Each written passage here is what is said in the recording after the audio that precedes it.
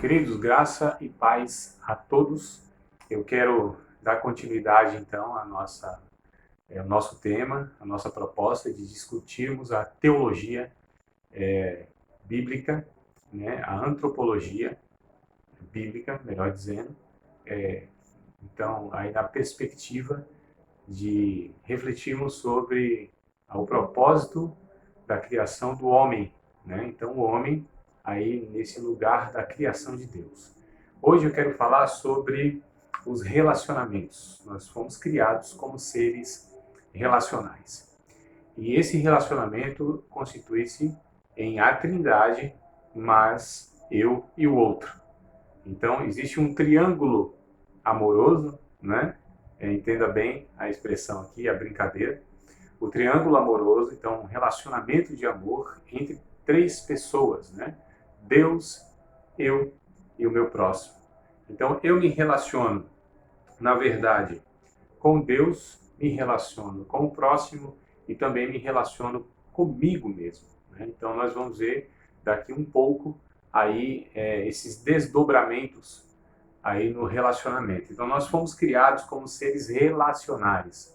Fomos criados para sermos sociáveis. Fomos criados para termos contato uns com os outros e não para vivermos de uma forma isolada, de uma forma egoísta, de uma maneira que a gente se enclausure dentro das nossas casas, né? A gente, inclusive, teve a história da igreja, lá nos primeiros séculos, um grupo de irmãos que depois foram conhecidos como monges. Eles entenderam que quanto mais afastados de uma sociedade pecaminosa, mais eles agradariam a Deus e serviriam a Deus melhor.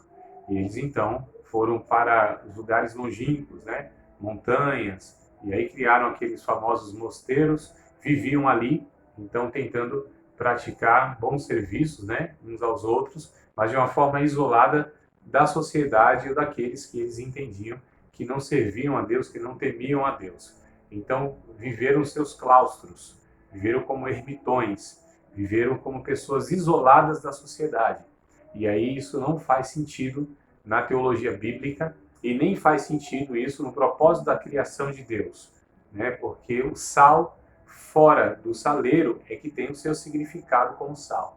O sal dentro do saleiro, ele serve apenas como uma decoração e o propósito para que o sal, então, ele existe, né, que é salgar, né, naquele tempo bíblico, era muito mais do que apenas um condimento, do que um tempero, mas era, na verdade, algo que preservava, né, o alimento ali da corrupção, da degradação, né, da podridão, né, ou seja, não estragava, conservava o alimento.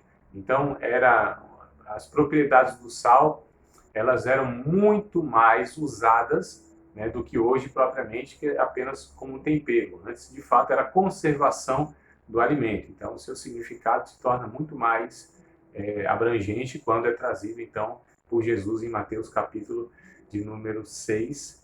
Aí, essa questão, desculpa, o capítulo de número 5, né, verso 13 ao 16, onde ele diz a respeito do sal e da luz, as suas propriedades, e pegando isso e relacionando então a nós nessa dinâmica então de contato, né, como sal e como luz. O sal para salgar e preservar e dar sabor, e a luz ali para iluminar e tirar das trevas. Isso não faz sentido, ou seja, o sal e a luz se estiverem fora então da objetividade das suas ações, ou seja, a luz para iluminar não pode estar debaixo de uma vasilha, e nem o sal não salgando, estando, ou o sal não tendo, na verdade, aí essa essência que é o cloreto de sódio, né? Mas precisa estar em contato. Então, nesse ponto aqui que nós vamos hoje desenrolar a nossa conversa, nosso diálogo. E eu falo diálogo porque eu espero que você interaja no grupo, interaja no canal do YouTube, que você envie aí as suas questões, seja elas críticas, discordando, lógico, de uma forma respeitosa, seja uma observação, um acréscimo, tá certo? Então, vamos lá interagir, vamos nos relacionar.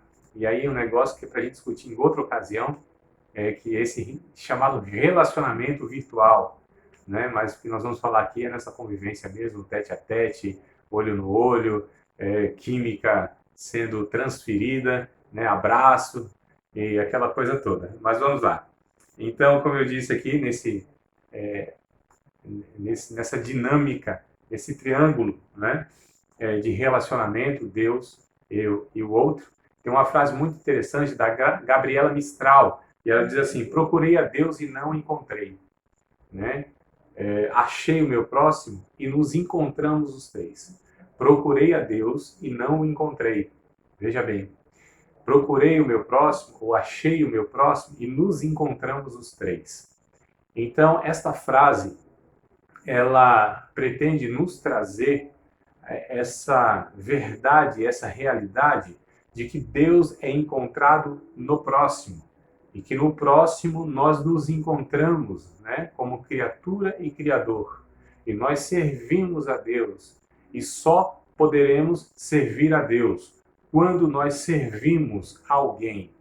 Eu não sirvo diretamente a Deus, eu servindo a Deus, mas o serviço a Deus se dá no serviço e no relacionamento com o próximo.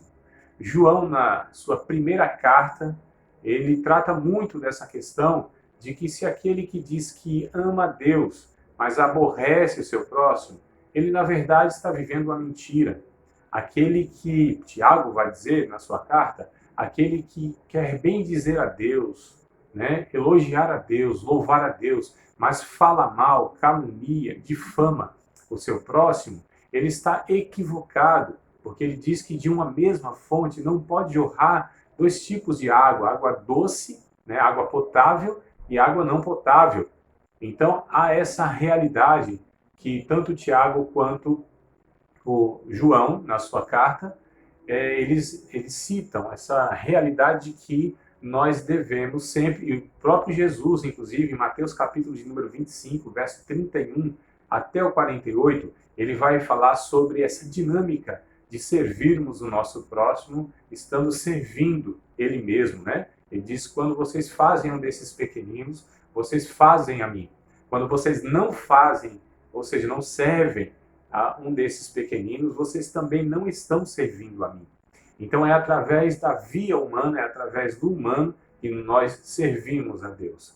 Quando nós servimos uns aos outros, tá certo? Indiretamente, nós estamos servindo a Deus. Porque diretamente ninguém pode servir a Deus, a não ser pelo próprio humano, Jesus. Né? 1 Timóteo, capítulo de número 2, versículos de número 5, está escrito: porque é um só Deus e um só mediador, uma só ponte, né, entre Deus e os homens, Jesus Cristo, homem.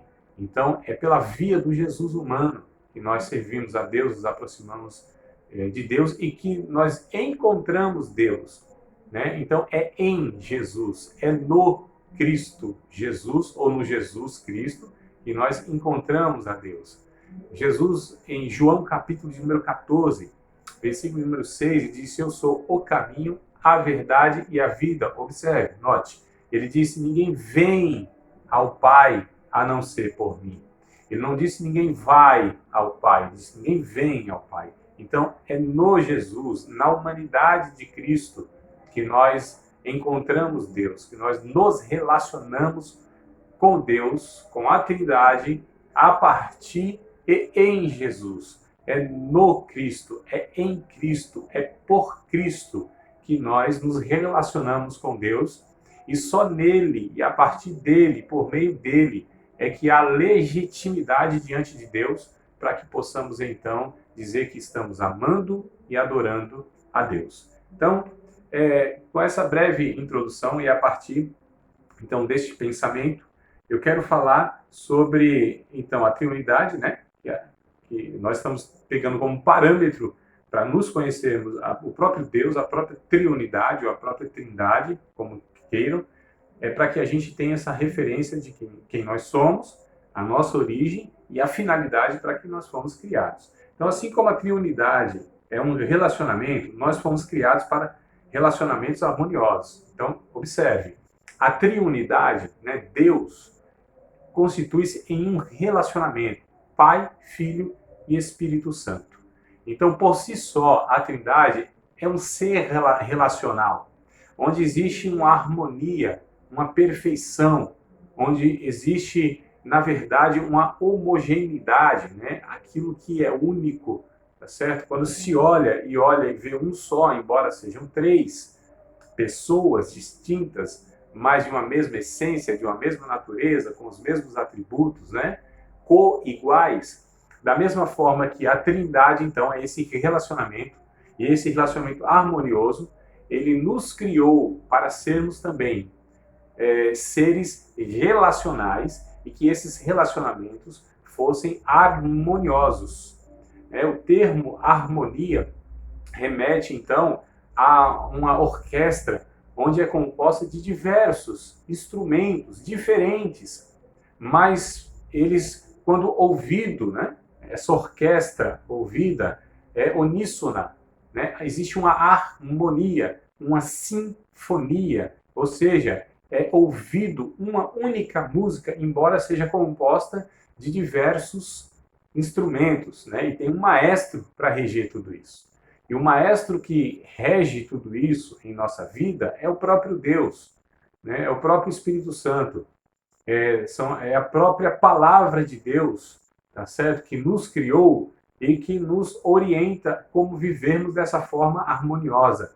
Então, todas as vezes que quebramos essa harmonia, o relacionamento, ele se mostra com um aspecto pecaminoso por causa de um relacionamento que foi quebrado, que foi rompido lá em Adão. Porque quando Deus cria o Adão, e aqui eu me refiro ao Adão humanidade, que nós já tratamos, então já vou falar diretamente, né? O Adão macho e fêmea, né? Se você de repente não ouviu as outras aulas, não assistiu às outras aulas, me mande aqui as dúvidas a respeito dessa declaração, que se não é muito clara. Então, o Adão, macho e fêmea, não o Adão e Eva, tá certo? Mas o Adão, macho e fêmea, quer dizer, o humano, a humanidade que está em Adão, macho e fêmea, não é? Quando Deus cria, então, essa humanidade, macho e fêmea, aqui existe uma harmonia tal que eles não se veem como opositores e nem como essa divisão toda que conhecemos hoje, de feminismo, machismo, homem, mulher, preto, branco, rico, pobre, ignorante, sábio, né? Essas relações que são resultado de um pecado. Então, o que nós estamos falando aqui é aquilo para que Deus nos criou, para esse relacionamento harmonioso, tanto uns com os outros, quanto nós todos com Deus. É o que acontecia lá, então, com Adão, macho e fêmea, que os dois iam se encontrar com Deus em toda a viração do dia. No final da tarde, Deus literalmente ia ao encontro deste Adão, macho e fêmea, do casal, e eles então tinham harmonia, eles tinham então comunhão com Deus e falavam face a face, tete a tete com Deus, né? Então, a gente entende que, embora haja essa harmonia, como eu disse, trazendo aqui ao exemplo da orquestra, há também a diversidade. Então, a gente fala da unidade na diversidade. A unidade não é uniformidade. Nós precisamos entender que nos relacionamentos existe a chamada diversidade, né? Existem diferenças, porém, essas diferenças devem constituir uma unidade. E a gente chama de unidade composta. Como Deus é uma unidade composta, que nós já falamos da Trindade, também a humanidade deve ser o casal e a humanidade em si, porque o casal deve ser um reflexo das outras relações, né? A família, né? Que essa unidade na diversidade e essa unidade composta, isso deve se desdobrar, deve ser replicado na sociedade, como a igreja é uma comunidade constituída, é uma família de famílias. Também a sociedade, na ótica de Deus, estou falando aqui, tá certo? Na visão de Deus, na proposta original de Deus, deve ser uma grande família constituída de outras famílias. É a família da raça humana, certo, queridos? Então, todas essas diferenças, como eu disse, étnicas, sociais, de gêneros e etc., isso é resultado, é desdobramento do pecado do homem, porque Deus nos criou, então, para essa diversidade dentro de uma unidade. E eu quero pegar com vocês aqui dois textos bíblicos. O primeiro é Efésios, capítulo de número 4, versículo número 6, e aí vamos abrir a Bíblia e vamos, na verdade, pegar textos bíblicos aqui. Então, eu sugiro que você deixe a sua Bíblia aberta e possa ir comigo, acompanhando. Então, todas as vezes que eu citar aqui algum texto bíblico, dê uma pausa, tá certo? Pegue o texto bíblico, leia ele todo, aquele que eu sugiro, e aí volte novamente a dar continuidade a ouvir a aula para que você possa acompanhar, né, com o texto bíblico, refletindo, fazendo anotações, observações, e aí a gente vai ter um aproveitamento muito melhor aqui do conteúdo, tá certo? Então, Efésios, capítulo número 4, verso 1 ao verso 6. Diz assim, na minha versão, a respeito da unidade na diversidade. Veja bem, queridos. Rogo-vos, pois eu, o preso do Senhor, que andeis como é digno da vocação com que fossem chamados. Então nós temos uma vocação, nós somos chamados para algo. E aqui Paulo vai dizer para que nós fomos chamados. Com toda a humildade e mansidão, com longanimidade. Nós somos chamados então para sermos humildes, mansos, olha só, e longânimos, pacientes. Percebam que essas virtudes dizem respeito a relacionamentos. Suportando-vos uns aos outros em amor. Entenda que suportar aqui é dar apoio da base, é o suporte, tá certo? É o que segura. Então, olha só, suportando-vos uns aos outros em amor, né? Dando suporte ao outro em amor. Procurando guardar a unidade do Espírito pelo vínculo da paz. Coisa interessante, queridos. A paz. Há um só corpo, e aí ele vai trazer então dessa unidade muito interessante aqui nessas expressões. Percebam aqui a partir do verso 4 até o 6 ele vai falar a respeito disso. Há um só corpo, olha só, existe um só corpo e um só Espírito, como também fosse chamados em uma só esperança da vossa vocação. Há um só Senhor, uma só fé, um só batismo, um só Deus e Pai de todos, o qual é sobre todos e por todos e em todos. Percebam, queridos, essa unidade na diversidade. Quando nós lemos também outra carta de Paulo, agora aos Coríntios, capítulo de número 12, versículos de número 4 até o número 31, eu quero ler todos esses versículos com vocês, tá certo? Então vamos lá para a primeira aos Coríntios, capítulo de número 12, versículos de número 4, queridos. Nós vamos ler até o 31. Então vamos lá, nós estamos aqui para ler o texto bíblico e eu gostaria aqui, embora às vezes eu só cito o versículo, o trecho, e peço para que vocês leiam, mas esse aqui eu quero fazer essa leitura na íntegra, bem pausadamente, para que a gente possa estar então refletindo aqui em cada expressão e cada palavra aqui. Então, capítulo 12 de primeira carta aos Coríntios, vou até beber aqui um gole de água, porque aqui acho que a gente vai uma leitura bem longa. Então, vamos lá. Olha que coisa interessante, queridos. Ó, coisa boa. Aleluia. Verso 4 de 1 Coríntios. Ora, há diversidade de dons, mas o Espírito é o mesmo. Veja bem, a fonte é uma só. E há diversidade de ministérios, mas o Senhor é o mesmo. E há diversidade de operações, mas é o mesmo Deus que opera tudo em todos. Olha que coisa interessante. Opera tudo em todos, né? Já pegando aqui, então, esse opera tudo em todos, antes que eu prossiga aqui na leitura, quero pegar Filipenses 2 e 13. Então, segura aí o 1 Coríntios 12, 6, Filipenses, capítulo 2, versículo número 13, só para a gente pegar uma referência. 2 e 13 de Filipenses. Olha só. Porque Deus é o que opera em vós, tanto querer como efetuar segundo a sua vontade. Então é Deus que faz tudo em todos, tanto querer quanto efetuar. Verso 7, 1 Coríntios 12. Mas a manifestação do Espírito é dada a cada um para o que for útil. Veja bem, coisa interessante. Aí ele vai falar sobre esses dons carismáticos, né? Que nós entendemos que é a manifestação do Espírito, tá certo? Por meio da igreja, para uma finalidade. Em 1 Coríntios 14, Paulo vai dizer qual é a finalidade dos dons. É para a edificação do corpo, da igreja, edificação mútua, tá certo? A reunião comunitária tem um propósito da edificação mútua, A adoração a Deus, a liturgia, deve girar em torno de Cristo para adorá-lo, porém, isso é feito a partir e através dessa troca de dons para nos edificarmos como um único corpo e um edifício que é construído em Cristo Jesus. Então vamos lá no verso de número 8. Porque a um pelo Espírito é dada a palavra da sabedoria, e outro pelo mesmo Espírito a palavra da ciência. Não são fontes diferentes, a fonte é uma só, é o Espírito. Veja bem.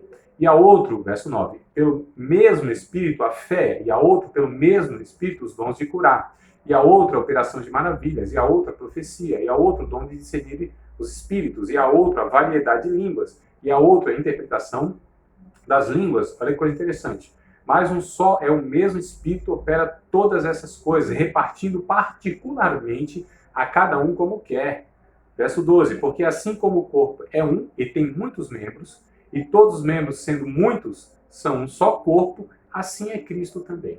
Verso 13, pois todos nós fomos batizados, imergidos, mergulhados, em um Espírito, formando um corpo, quer judeus, quer gregos, quer servos, quer livres, e todos temos bebido, experimentado de um Espírito, porque também o corpo não é um só membro.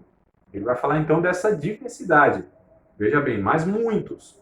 Então, não é um só membro o corpo, tá certo? Então, esse membro está inserido em um corpo, que é um. Porém, há uma diversidade nessa unidade. Verso 14, porque também o corpo não é um só membro, mas muitos. Se o pé disser, então ele vai tratar dessa questão de que um pode pensar que é inferior ao outro, por um ou outro motivo.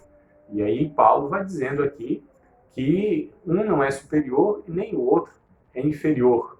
Essas relações, como eu disse, são resultado do pecado, porque na ótica de Deus, todos nós temos a nossa importância, todos nós temos um valor intrínseco dentro de si, todos somos uma peça de um quebra-cabeça e essa peça ela é fundamental, tá certo? Ela é indispensável, ela é insubstituível. Então, cada ser humano tem um valor nele próprio, intrínseco. É inerente do ser humano a sua dignidade por ser imagem e semelhança de Deus, que nós vimos na aula passada.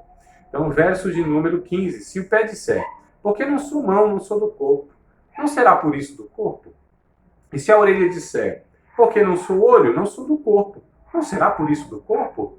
E se todo o corpo fosse olho, onde estaria o ouvido? E se todo fosse ouvido, onde estaria o olfato? Mas agora Deus colocou os membros no corpo, cada um deles como quis. E se todos fossem um só membro, onde estaria o corpo? Veja bem, agora, pois, há muitos membros, mas um corpo. E o olho não pode dizer à mão, não tenho necessidade de ti, nem ainda a cabeça aos pés, não tenho necessidade de vós. Antes, os membros do corpo, que parecem ser os mais fracos, são necessários. E os que reputamos serem menos honrosos no corpo, a esses honramos muito mais. E aos que em nós são menos decorosos, damos muito mais honra, cuidamos mais. Olha que figura de linguagem bem interessante que ele pega aqui. Verso 24. Porque os que em nós são mais honestos não têm necessidade disso, mas Deus assim formou o corpo, dando muito mais honra ao que tinha falta dela. Olha Deus equalizando aqui, equilibrando, queridos. Tá certo? Uma dificuldade ou outra, e Deus ele vai equilibrando isso para que não tenha nem mais e nem menos, nem mais importante nem menos importante, não é? Deus vai equilibrando tudo isso aqui. É muito interessante essa ideia de Paulo. Verso 25. Mas para que não haja divisão no corpo, mas antes tenham os membros igual cuidado uns dos outros. De maneira que se um membro padece, todos os membros padecem com ele. E se um membro é honrado, todos os membros se regozijam com ele. Olha que coisa interessante. Ora, vós sois o corpo de Cristo e seus membros em particular. E uns pôs Deus na igreja primeiramente apóstolos, segundo lugar profetas e terceiro doutores. É bem interessante isso aqui.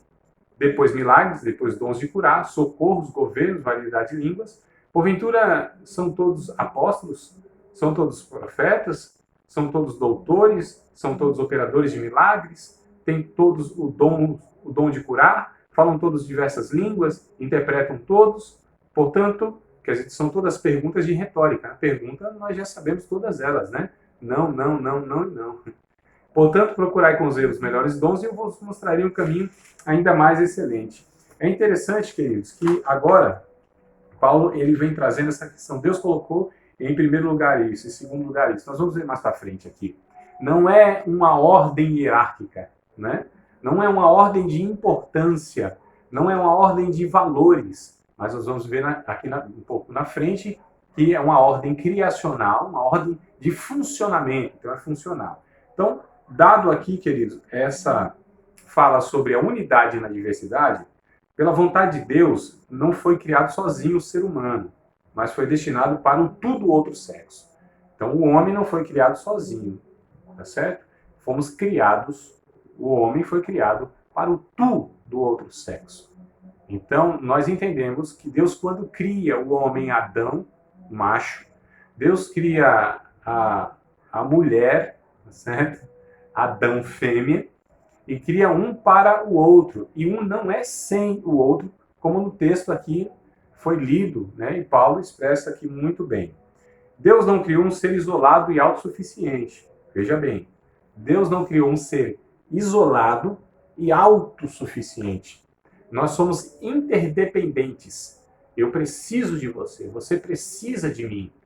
No mundo egoísta, no mundo onde cada um quer satisfazer o seu próprio ventre, no mundo onde cada qual entende que ele é, em detrimento do outro, o mais importante, a Bíblia ela nos ensina que nós não fomos criados de uma forma isolada nem autossuficiente. Quero ler mais um texto com vocês aqui em 1 Coríntios ainda.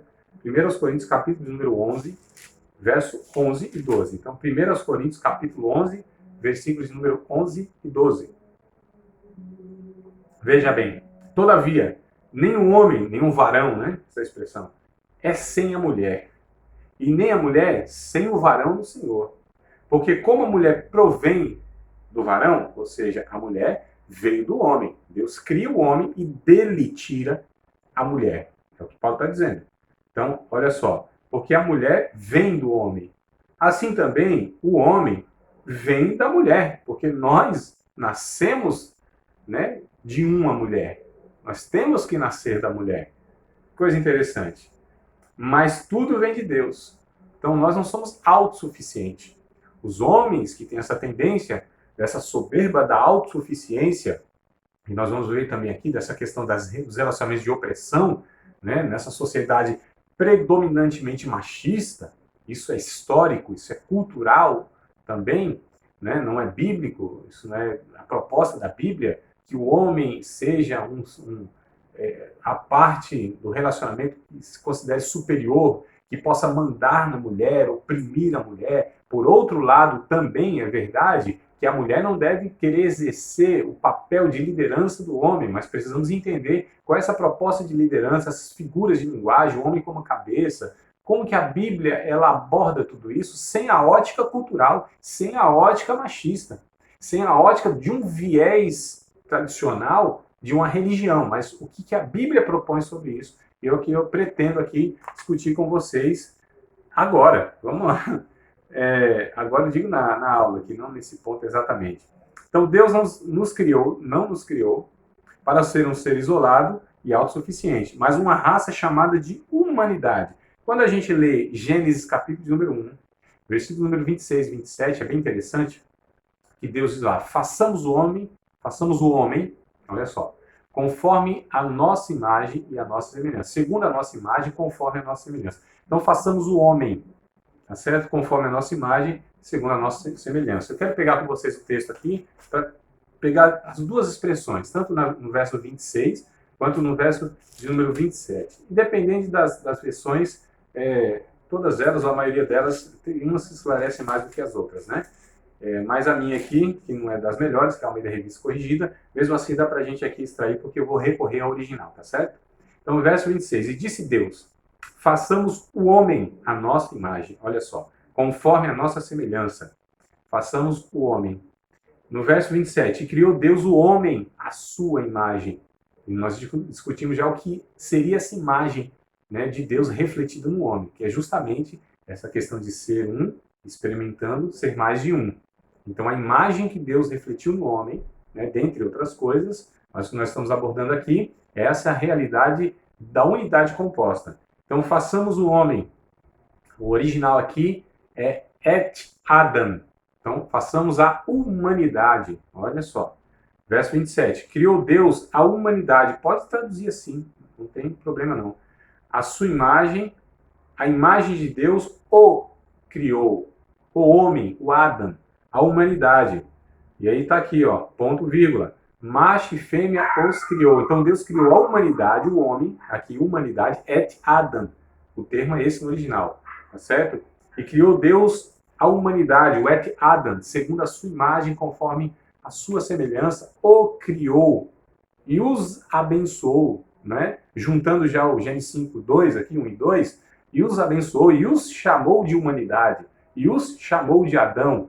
Olha que coisa interessante, queridos.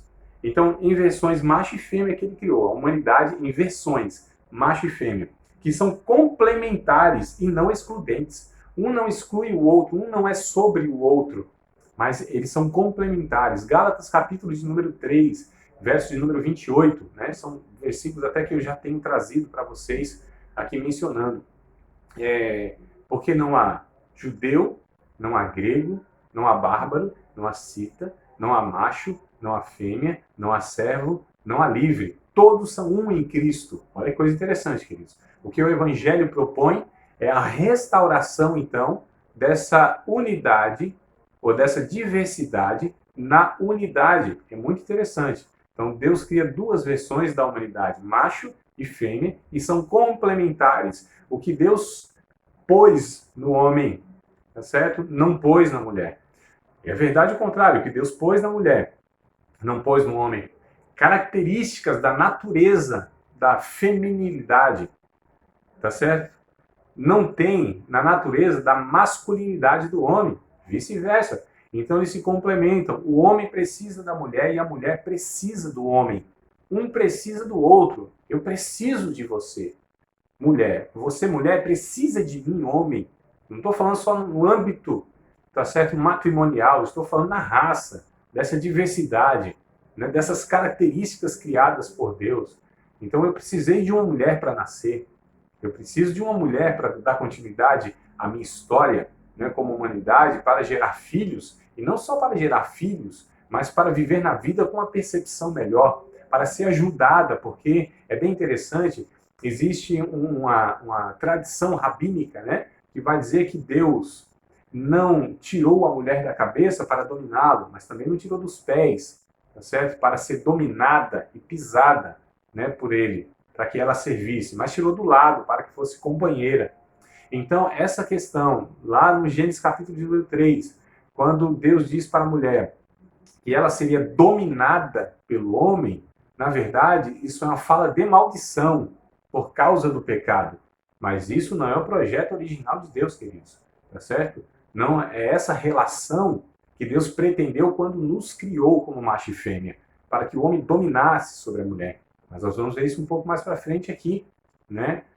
E o Evangelho pretende restaurar essa questão do relacionamento. Então vamos lá. O maior e completo mandamento, olha só, o maior e completo mandamento diz respeito aos relacionamentos, que se desdobra em 3 esferas. Eu quero ler com vocês aqui, Mateus, capítulo de número 22, verso 37 ao 40. Mateus 22, Mateus 37 ao 40. Veja só, o maior e mais completo mandamento. Quando eu digo completo, é porque se nós vivêssemos, né, esse mandamento, todos os outros seriam automaticamente cumpridos, certo? Não haveria necessidade de observar os outros, né? Nessa questão de observa isso e aquilo. Não, viva isso, né? E aí a gente vai cumprir. Por isso que é o maior, é o principal, é chamado Tiago, né? No capítulo 2, vai chamar esse mandamento de a lei real, o mandamento da realeza, o mandamento da majestade, o mandamento de Deus. É o principal. Toda a lei, todo o Antigo Testamento, todos os profetas, toda a lei e os profetas dependem desse mandamento. Toda a Bíblia resume-se nesse mandamento. Veja que coisa interessante. Mateus capítulo 22, verso 37 ao 40 diz assim: Jesus disse-lhe: amarás o Senhor, teu Deus, de todo o teu coração, de toda a tua alma e de todo o teu pensamento. Este é o primeiro e grande mandamento. É o primeiro e grande mandamento. E o segundo, semelhante a este, é amarás o teu próximo como a ti mesmo. Destes dois mandamentos depende toda a lei e os profetas. Olha que coisa interessante, queridos. Existem dois mandamentos aqui. Amar a Deus, né? Esse é o grande mandamento. Amar a Deus. E aí é interessante que vem um segundo mandamento. Só que esse segundo mandamento, ele se desdobra, porque é amar o próximo e a mim mesmo. Então, não há espaço para um egoísmo aqui. Eu preciso equalizar isso, amando a mim mesmo, amando o próximo, amando o próximo, amando a mim mesmo. Essas coisas não se excluem, porque quando eu amo a mim mesmo, eu também amo o próximo. Não há espaço para um amor egoísta. Até mesmo são contradições de termos, tá certo? Uma expressão exclui a outra. O amor não pode ser egoísta. 1 Coríntios capítulo 13. O amor não é egoísta, não busca os seus próprios interesses. Então, quem ama, de fato, ama a si mesmo e o próximo. Isso é concomitante. Isso é simultaneamente. Acontece simultaneamente, acontece ao mesmo tempo. Eu amo o próximo e amo a mim mesmo. Tá certo? É que nós somos ensinados de uma forma equivocada, né? Mas vamos lá, queridos. Só para a gente dar continuidade aqui. Então, o maior e completo mandamento diz respeito aos relacionamentos que se dobram em 3 esferas. Deus, meu próximo e mim mesmo. Não é? Então, são 2 mandamentos, veja bem, mas que envolvem 3 pessoas. Deus, meu próximo e a mim mesmo. Então, isso aqui resume e resolve o problema da humanidade, que é um problema de relacionamentos. Com Deus, comigo e com o meu próximo. Então, o ser humano tem problema de relacionamento com Deus, tem problema de relacionamento com o próximo, tem problema de relacionamento consigo mesmo. O negócio está tão feio, né, irmãos, que eu falo brincando que se a pessoa morar sozinha, veja bem, a pessoa morar sozinha, ela deixa um bilhete lá e ainda foge de casa. Então, tem gente que nem com ela mesma, ela se entende, conflituosa, mal resolvida. Eu estou usando aqui termos femininos, mas não estou falando a respeito de mulher, não. Estou falando da pessoa, tá certo? Pessoa mal resolvida, né? Pessoa conflituosa, tanto homem quanto mulher. Então, esqueça aí que se de repente você falou assim, a fala já está sendo machista. Eu estou falando da pessoa, que os termos são o termo feminino, o gênero feminino da língua portuguesa. Não há hierarquias relacionais, como é o entendimento de hoje, né, da sociedade. Mais ordem criacional e funcional. Então, a Bíblia ela não traz na proposta dessa ordem hierárquica, essa hierarquia de que um é superior e um manda e os outros obedecem. Isso é uma estrutura mundana, isso é uma estrutura que cabe lá na empresa, que cabe nas estruturas pecaminosas dos homens. Quando Jesus ele quis tratar desse assunto, ele pergunta para os seus discípulos, lá nos evangelhos, diz assim, como que vivem aí os homens? Como que vivem aí na sociedade? Aí os discípulos responderam, os maiores dominam sobre os menores. Jesus responde, mas entre vocês não será assim. Eu acho bem interessante isso. E ele pergunta em outra ocasião algo semelhante. Quem é maior? Quem está à mesa ou quem serve? Responderam, mestre, quem está à mesa é maior, porque na ótica deles é servido. Jesus disse, então eu entre vós sou aquele que serve, porque o Filho do Homem não veio para ser servido, mas para servir e dar sua vida em resgate de muitos. Olha só, o termo do original que Jesus usa lá, eu sou diáconos, né? Eu sou servo de vocês. Sendo ele Deus, fez-se semelhante aos servos e serviu. Olha só, ele sendo Deus e sendo Senhor. Em João capítulo 13, naquela lição para Pedro, para os discípulos e consequentemente para nós, quando ele lava os pés dos discípulos, ele mostra isso. Vocês me chamam Senhor e Mestre e fazei bem porque eu sou mesmo. Mas como eu fiz com vocês, ou seja, servi, vocês devem fazer uns com os outros. Então qual é a opção que nós temos? Servir o outro. Dependente das nossas posições sociais. Né? Independente dessa organização. E aliás, queridos, na verdade, se existisse hierarquia, biblicamente falando, seria uma hierarquia invertida dessa que nós temos hoje. Né? Porque Jesus nos ensinou isso.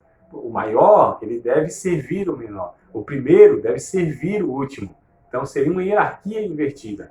Mas não há essa hierarquia como é entendida hoje, infelizmente, em estruturas religiosas de igrejas evangélicas, inclusive. Essas estruturas na sociedade, essas estruturas, elas são resultado do pecado, tá certo? Nós estamos falando aqui do padrão de Deus, da proposta de Deus, do que o Evangelho pretende resgatar. Isso nas estruturas de comunidade de fé. Então, se você tem lá um líder, um pastor, um diácono, um líder, né, que nós constituímos as lideranças da igreja, isso é necessário, ter alguém que dê um rumo, ter alguém que lidere. Porém, há um equívoco muito grande que essas pessoas pensam que elas podem decidir sobre a vida das pessoas, mandar na vida das pessoas, oprimi-las administrativamente, olha só, psicologicamente, né, espiritualmente, teologicamente. Então, jamais, amados, esse entendimento cabe na cabeça, no coração, na alma do discípulo e discípula de Jesus. Isso não pode estar sendo implantado, ou essa continuidade deve ser rompida. O Evangelho deve tesourar, cortar isso. O Evangelho liberta a mente do homem, deve libertar a mente do discípulo de Jesus dessas estruturas pecaminosas, infernais, demoníacas, opressoras que nós temos muitas vezes dentro dos nossos espaços de comunidade de fé. Então, seja na família, seja na igreja, seja na empresa, seja onde for. Quem é discípulo e discípulo de Jesus tem que viver de uma forma diferente como vivem os homens. É o que Jesus disse, entre vocês não será assim. Os relacionamentos, queridos, vai nos distinguir na nossa maturidade cristã. Tiago disse isso no capítulo de número 2, tá certo? E ele chama isso de acepção de pessoas, nós tratamos isso em outra aula também. Quando nós tratamos diferentemente um ao outro, são interesses egoístas, pecaminosos, demoníacos, infernais, e não pertencem ao reino de Deus, tá certo? Então vamos lá, essas hierarquias, elas não devem ser uma realidade. Queridos, a Bíblia nos confronta. A Bíblia deve nos confrontar na nossa natureza, né? Então, eu quero ler com vocês Efésios, ainda falando dessas estruturas, né? Efésios capítulo número 5. Quero fazer uma leitura também aqui bem tranquila, bem simples, sem dar muitas explicações, porque eu acredito que o próprio texto, lendo sem as óticas, ou sem a ótica, sem a lente da religião, né? Ou das tradições religiosas, deixando o Espírito ministrar em nossos corações. Então, deixa agora, pela leitura simples da palavra de Deus, deixa o Espírito falar contigo, deixa o Espírito ministrar no teu coração, deixa o Espírito moldar a tua mente, na mente de Jesus Cristo. Deixa o Espírito, neste momento, dessa maneira aqui, digital, nessa transmissão digital, ministrar o teu coração e quebrar, se porventura há, não é, alguma estrutura humana aí engendrada no teu coração e na tua mente. O Evangelho nos liberta, a palavra de Deus nos transforma, nos muda, nos molda a imagem e a semelhança de Cristo. Eu quero apenas expor a palavra de Deus aqui para vocês, queridos. Então, Efésios capítulo de número 5, verso 17 até o 6 e 9. É um texto só que Paulo escreve, tá certo? Na escrita de Paulo original lá, que não tem capítulo, versículos, que não tem títulos em negrito, não tem nada disso, é uma escrita, é uma carta, né? Como nós escrevemos carta, a gente não coloca capítulo, versículo, aquilo, a gente vai escrevendo, né? Linha após linha, parágrafo, tudo mais.